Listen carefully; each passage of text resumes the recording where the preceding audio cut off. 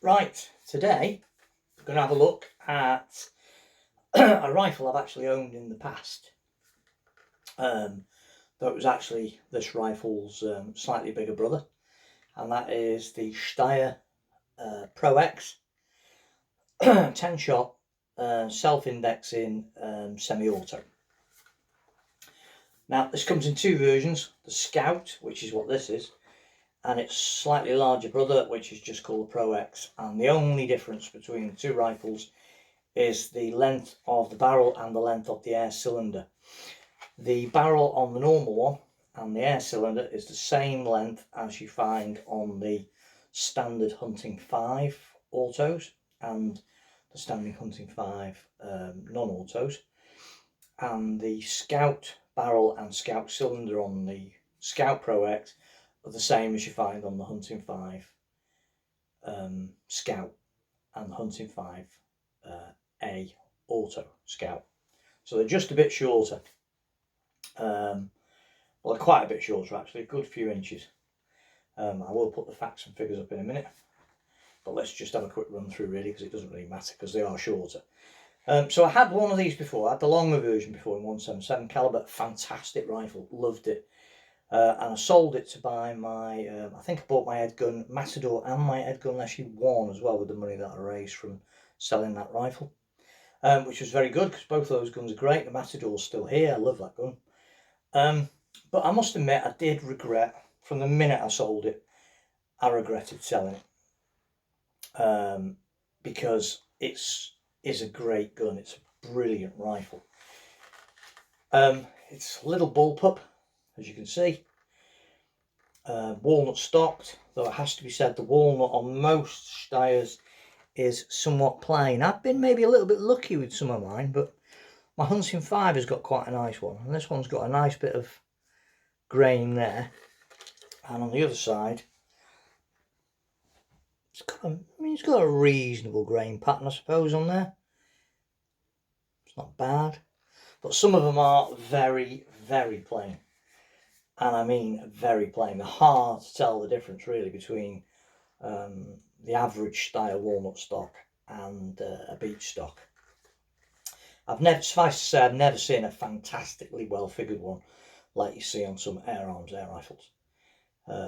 They are rather dull, shall we say. But this one's not too bad. Nice bit there, nice bit of grain pattern showing through there. And like I say, on the other side,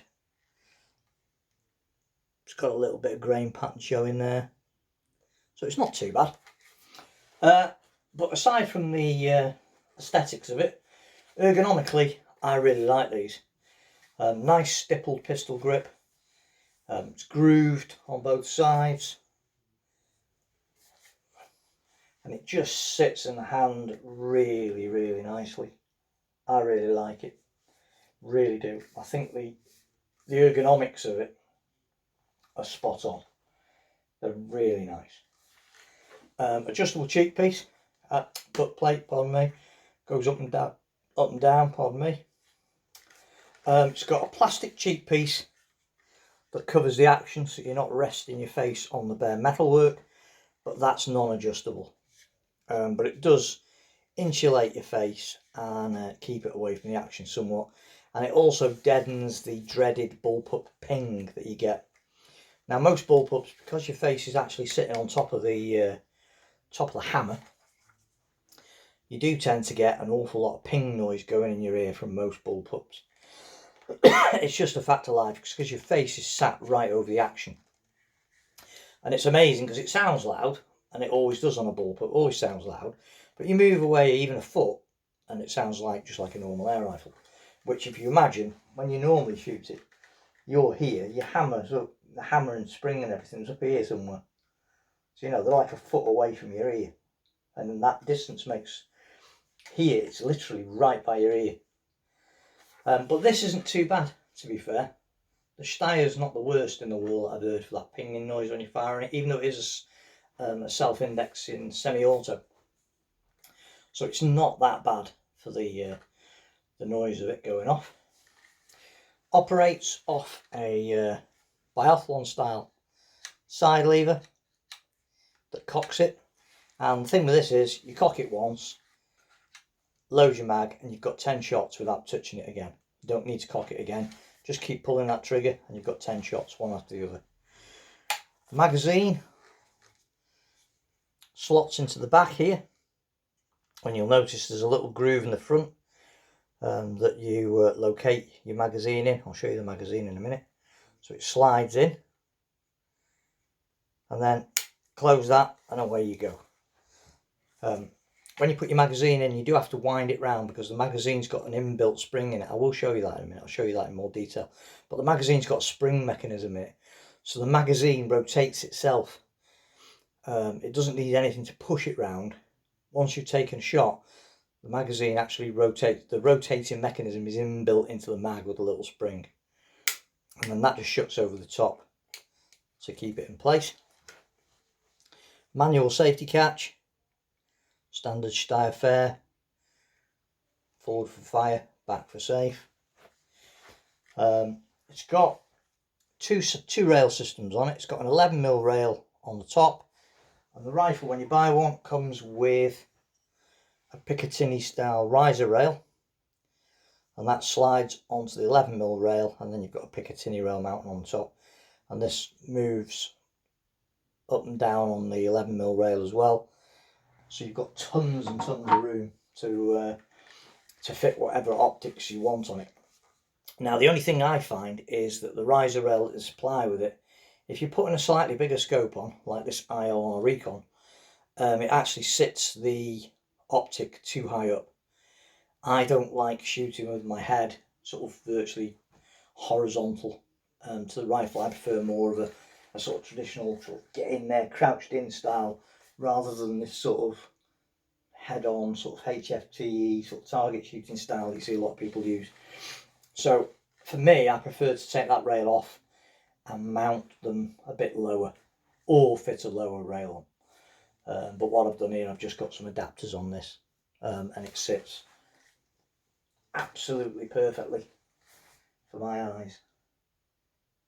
But a lot of people do find that riser rail that comes with this rifle is a bit too high, unless you're putting a fairly small optic on, or unless you like to shoot with that more sort of head up style that is becoming more common now. Now as people are shooting field target, HFT a bit more, and there's a lot of crossover between hunting and that as well. So a lot of people do shoot with the head up, but I don't like it personally. I prefer my scope a bit nearer to the barrel of the rifle rather than sat up in the air. So there you go. So I take mine off. Typical common problem with the Steyrs, relevant to all Steyrs really, is the fact that the barrels are not threaded. Hunting Pro X, normal one, Hunting 5s, none of them have got threaded barrels. Apparently this is because silencers and moderators are illegal in Austria, so they don't cut the barrels, they don't thread them, and they're not shrouded. I think there's now an aftermarket shroud that you can fit on these rifles. Never had one, can't comment on its effectiveness. I usually just put a silencer on, and you have to use the little Steyr adapter that comes with it. With these, a word of caution. Some of them are not particularly well made, and they don't fit on the barrels very well. And I've had more than one of these. When you fit it on the rifle, take your shots, you think, that's odd, it's not very accurate.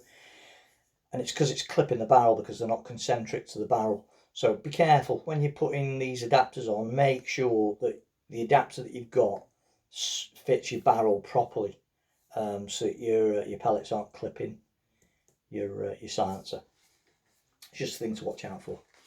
Other than that, this rifle is brilliant.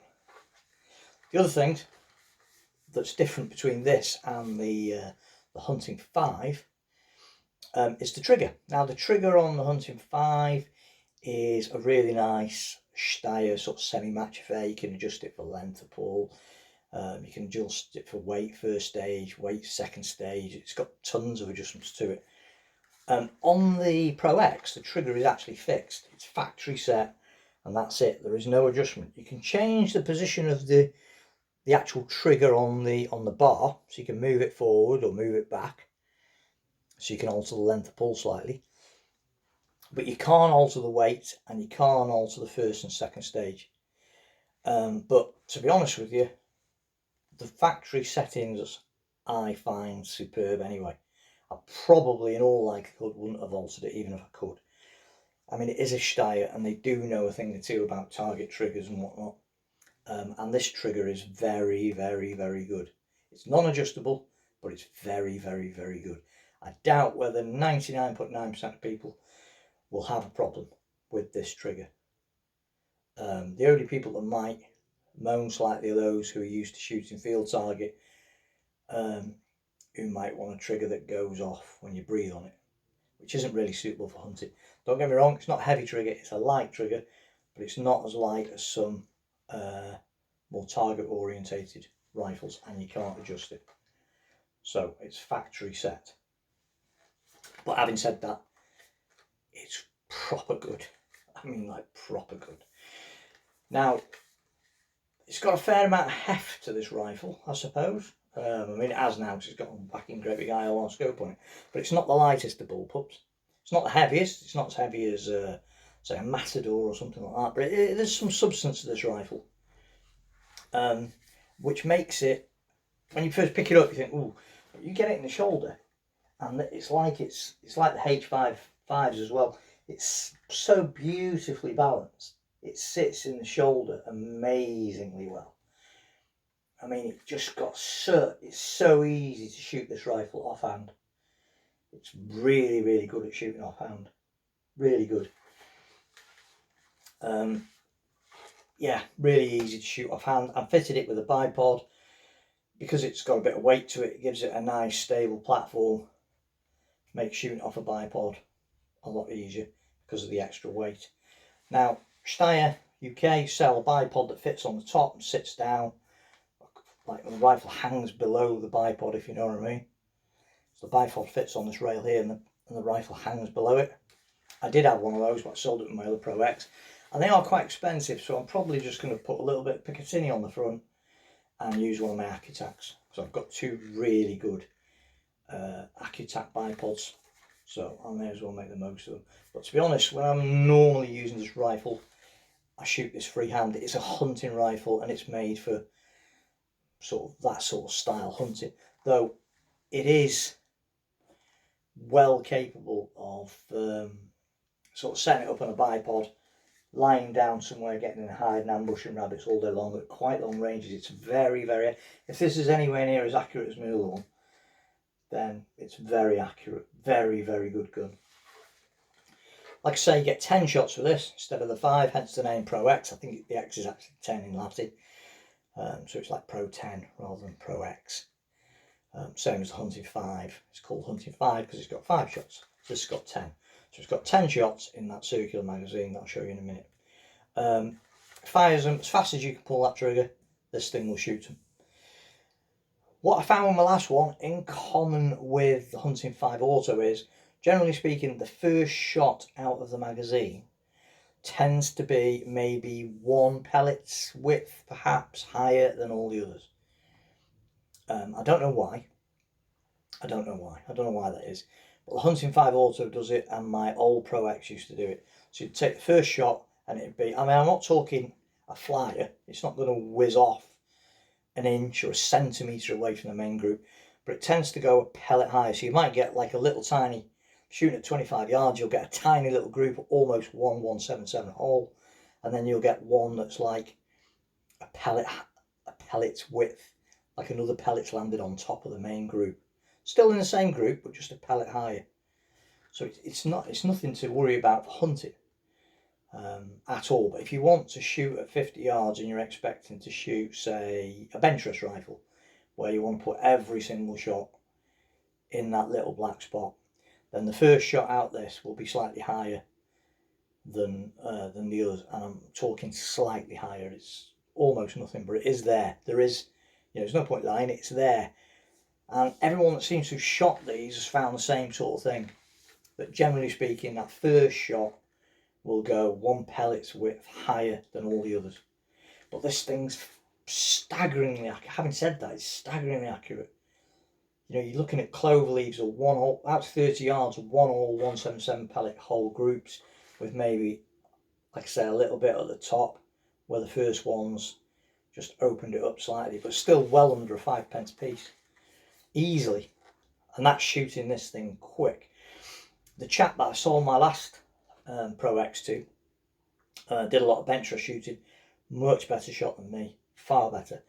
We took it out when he bought it for him to test it. I couldn't believe it, shooting at 40 yards as fast as he could pull his trigger, and his groups were unbelievable. I mean, I can't do that. I haven't got that level of skill at shooting, but what he did with that rifle was unbelievable. Honestly, he was really impressed with what it could do, and so was I, watching what he could do with it. So in the hands of a really good shot, I tell you, even in the hands of me, this thing's brilliant. My last one, I took tons of game with it. I so regretted selling it. The minute I sold it, I got home and I thought, why have I done that? Even though I love my Matador and I like Leshiy2, Leshiy1, pardon me, was great. But I really regretted selling the Steyr. So there you go. Build quality, fantastic. Last one I had, no problems at all. And I had it a long time and nothing happened to it. I used it a lot. Terrible weathers, all sorts. Quick wipe down when you get home. Nothing went wrong with it. It was perfect.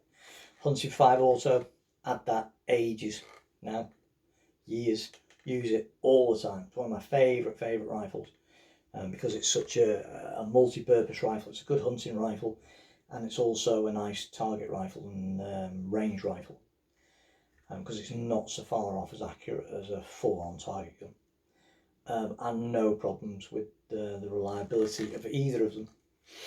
And to be honest with you, I've not heard of anyone really that's had any major issues with these rifles. They seem to be very well made, very well thought out, and generally pretty trouble-free, really. He says confidently. Touch wood. Because you say that and I'll go out in the field the first time I'll do it and it won't work. Yeah, so there you go. So a really nice rifle. I'll just show you the magazine. Just bear with me a second. Right, magazine, 10 shot. There's the little raised bit that slots in. So you load it from that side, and there's the little spring-loaded mechanism in the middle. So you load them up, and that, as you can see, that's spring-loaded. That'll boing back. Now there's nothing that holds pellets in on these. There's no O-rings in the rim or anything to hold the pellets in. So they're held in purely by the push fit. And what I found with my other one, and with the Hunting 5 as well, admittedly in 177, is that you can't really preload these and put them in your pocket, because if you push the pellets in, you put them in your pocket, they fall out, and when you put them in the gun, you've got a few empty chambers. So what I used to do with these, I'd load it up literally just before I put it in the rifle. It's no real problem. You've got 10 shots. You know, if you can't finish something off with 10 shots, why you'd need to load it really quickly for a second go at it, I don't know. So yeah, so there's 10 shots there, and it's a really good mag, really nice. They're expensive though. They are an expensive magazine.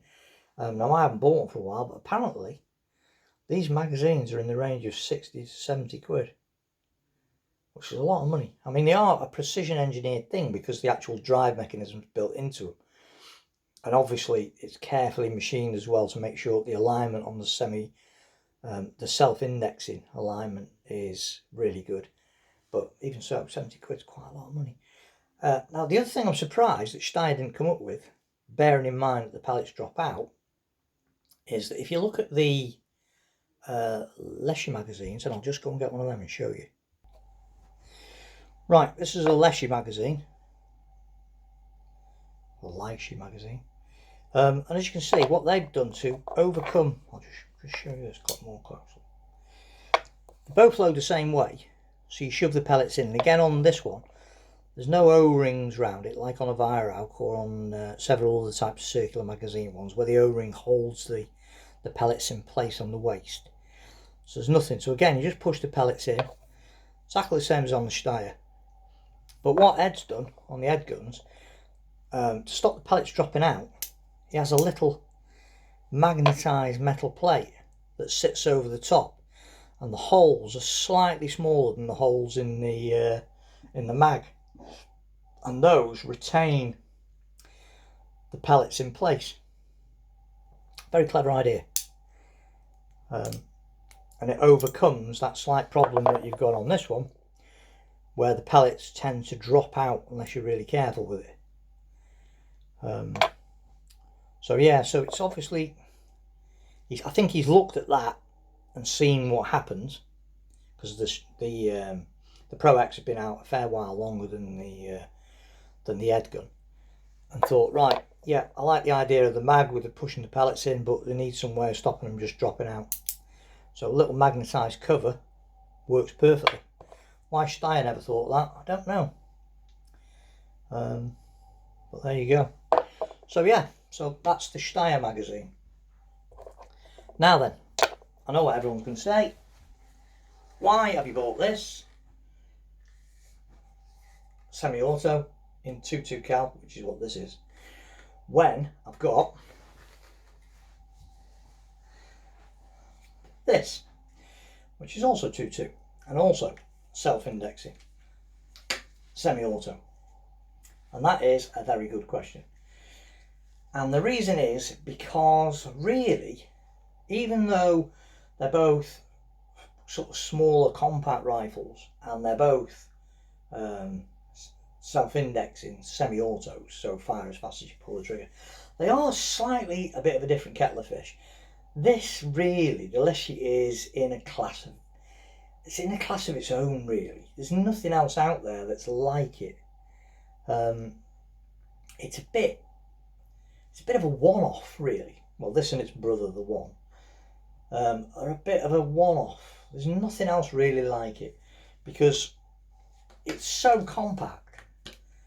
You know, I mean, it's a tiny little thing. It's fairly light. This is heavier than the first one, but it's still a fairly light rifle. You know, it is very light compared to the Steyr. It's very light, and it folds in half, and you can put that in a rucksack and carry it around all day, no problems. Whereas this is a far heavier, far more bulky proposition. I mean, it's just a lot bulky. You're not going to put that in your backpack, really, and carry it around. I suppose if you took the silencer off and you had a huge backpack, you could do. But really, this is not that sort of a rifle. This is more your sort of traditional bullpup, like your Renegades, your Galahads, your Matadors. There's a whole host of them. There's loads of them. Your Zabroyas, all sorts of different companies have now got, well, your Viraux, everyone's got a bullpup. So this is more in your traditional bullpup arena, but comes with that one-off trick that it fires 10 shots self-indexing as fast as you can pull the trigger, which is something that other than the Leshiy, really, there's nothing else really in the full power hunting rifle. There's plinkers and things, but there's nothing really in the full power hunting rifle that's doing that, that's commonly available. There's only the two of them, and really they're not direct competitors. This is more of a competitor for your Renegades, your Galahads, that type of rifle, your R5Ms, your Laylas perhaps, you know, your Zabroyas, the Cometers, and all them sort of different bullpups, your Viraux bullpups. This is a direct competitor for them, really, but with the added benefit of it's got that super Steyr build quality, very accurate, and it's got a 10-shot self-indexing mechanism on it, which makes it, it's a different sort of rifle. It's also very, very accurate at range because of the extra bulk, the extra weight, and to be fair, it's got a very long barrel. Even the little short one here, I mean, the barrel runs from there to there, so that's a long barrel. You know, that is a long barrel. It goes from there to there. That's still a long barrel.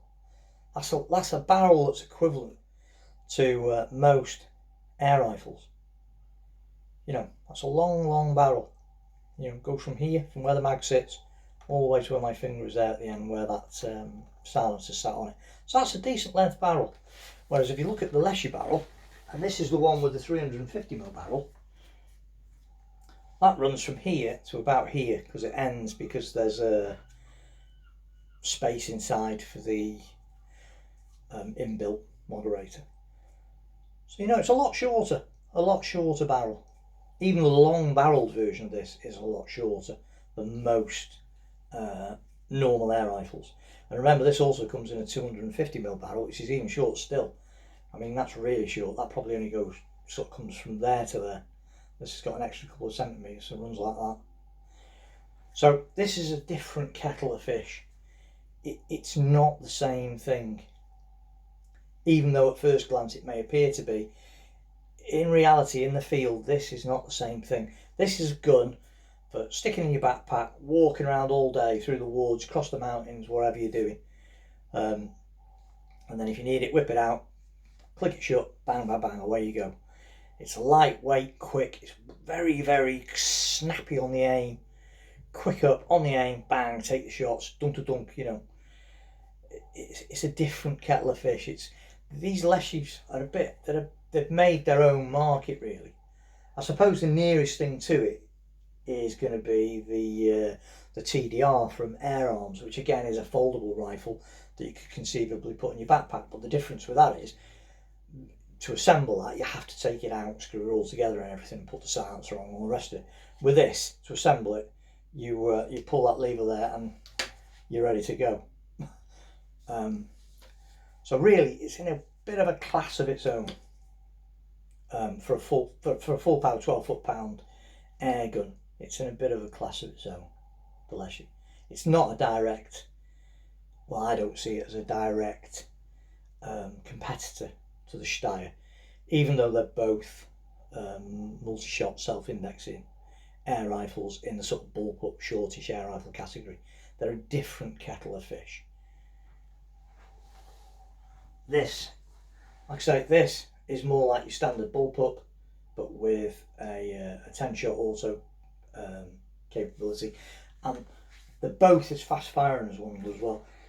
I did make some videos on shooting these things really quickly, and I will be taking them both out together in the field as well and showing you what they're like at sort of 40 yards, the pair of them shooting. But these things fire so fast, it's ridiculously quick. There's nothing to choose between the head gun and the Steyr over the speed that you can let the shots go at. They're both as good as one another.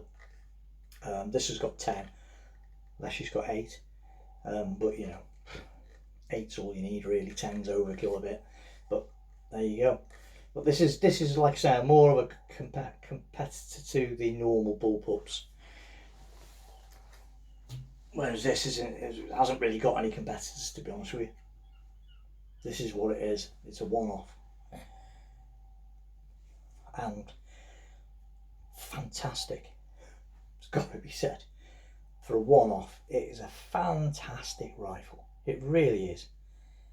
You know, it's really good. And the Steyr, so good that I bought it twice, which is insane. And while I'm on it as well, I actually came by this rifle in a rather peculiar way. They're quite rare. You don't see many around, really. And not many gun shops carry them either. Not even the big gun shops rarely have them in stock. They can order them in for you sometimes, and the weight can be considerable. But you don't see many shops that you walk in and there they are sat on the shelf, a couple of them, or in stock. And oddly enough, it turns out that a really unusual gun shop not far from me in Beaumaris on Anglesey, which is a quick plug here for the holiday resort, a lovely place, great castle. Anglesey's gorgeous, Beaumaris is lovely, and it's also one of the few places in the UK that's got no grey squirrels and a massive population of red squirrels. They had a couple of years ago, they had a major campaign to eradicate the greys. It went on for years. Eventually they did it, and now the reds it's one of the few places in the country where red squirrels are actually quite common. You see them all the time there. I passed two on the way to Beaumaris to pick this up, funnily enough. But yeah, but aside from that, what was I saying? Yeah, so a gun shop in Beaumaris had this in. And it's a strange little place because it's a little tiny shop, and from the outside you probably think, I'm not going to have much of a range of guns in there. And you go in and it's astonishing because they've got a range of some really high-end, top quality air rifles in. They had a couple of Steyrs in different calibers, both the Pro X that you see here and the full length version. And they also had a very nice FX Crown in a yellow laminate stocking as well, and some day states and all sorts of things. Really, it took me by surprise, to be honest with you. I didn't expect to find that in a smallish gun shop in Beaumaris. So I was quite surprised by that.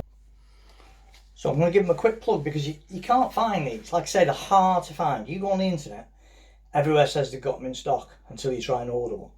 And then everywhere's like, oh no, we haven't got one. They're almost as hard to get your hands on as the Leshiy2. Which is mad because these have been out for ages. Well over a year.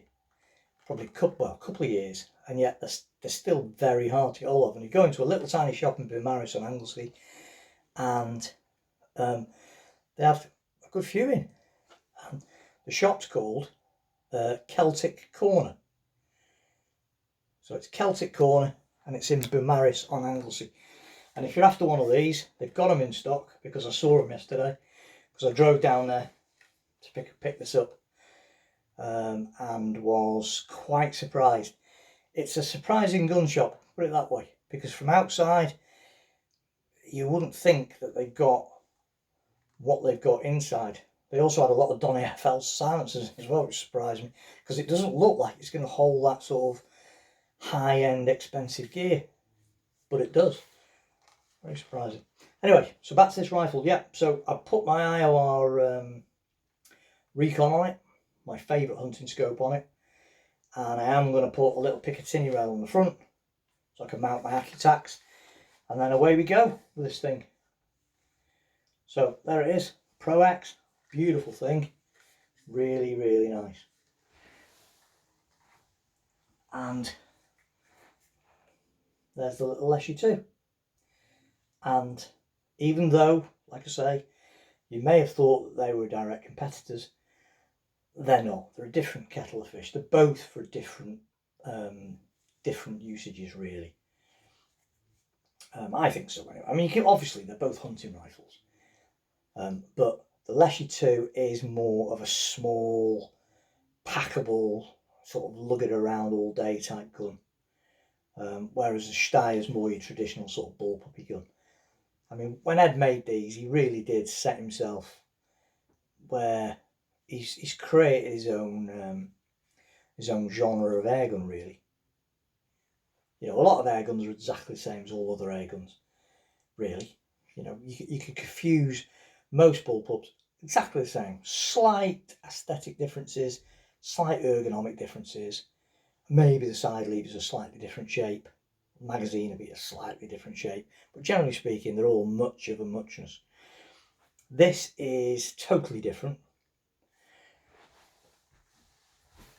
and this brings what only this the Hunting 5 and the Leshiy has, and that is that self-indexing, at least in the UK. I know that you can get Hubans, and in the States they even have fully automatic